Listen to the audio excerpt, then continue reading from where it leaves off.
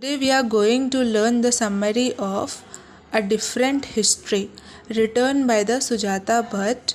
She was born in 1956. She was awarded winning poet award also. She spent most of her childhood in India before emigrating with her family to America. Her poetry captures the rhythms of natural speech and often reflects the emotions associated with navigating multilingual contexts, but is also known her for translation of Gujarati and German literatures into English. The poem A Different History was written by Sujata Bhatt and is about how the culture, language, and identities of the colonizers have affected India's value, culture, religion, and spirituality.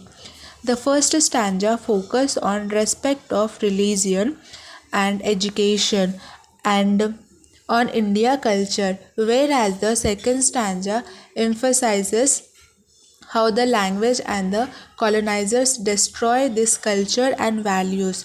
This poem also focuses on the facts that language plays a crucial part in establishing national identity, linking people of the same nation together through a common history and a shared culture, which language is a part of it.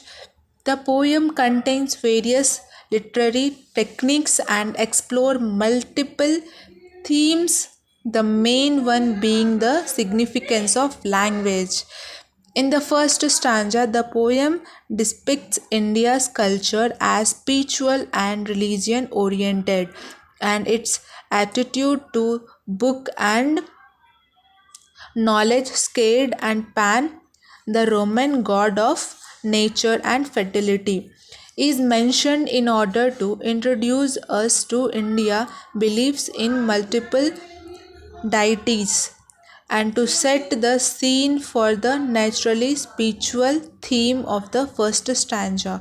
In the Indian culture, spirituality and religion are much more prominent than the Western countries, but emphasizes this by the line here the God roam freely where the use of word. Here they suggest that this is not the case in other countries. Also, the poem tells us that in India, animals are considered close to heaven, and the gods are said to take every shape form. Hence, the gods are disguised as snake or monkey. Every tree is scared, and it is a scene of the rude to a book as the gods are present in both living and inanimate object. Everything has a spiritual connection.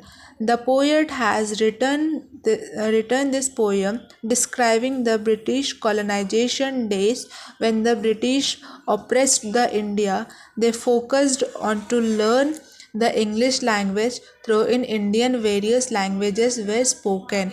She is annoyed at this aptitude to the British. She also explained how British tried to change the identities of the people of India with a scythe.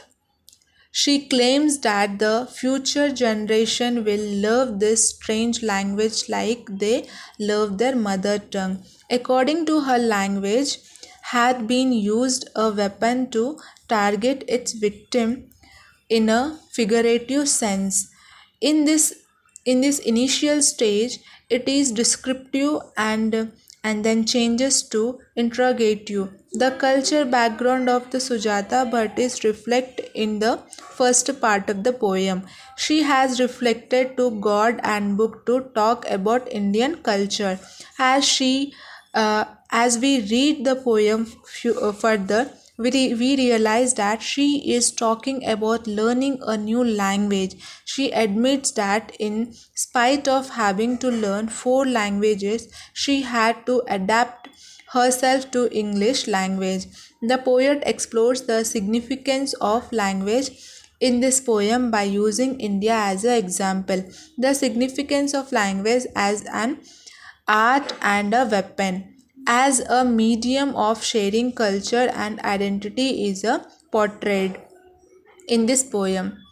In many ways, mainly by describing India's spiritual culture and value and the negative effect that removing India's language has on its culture, history, and on removing its natural identity.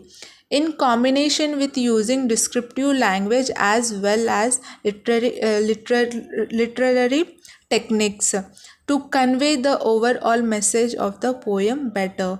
This poem captures that impact that language has on culture in an interesting way with a historical touch of seriousness and provide a wide ground for further deliberation about its significance. I hope that you love this poem and you will write down it in a simple way in your examination and you will score good. All the best for your examination, guys.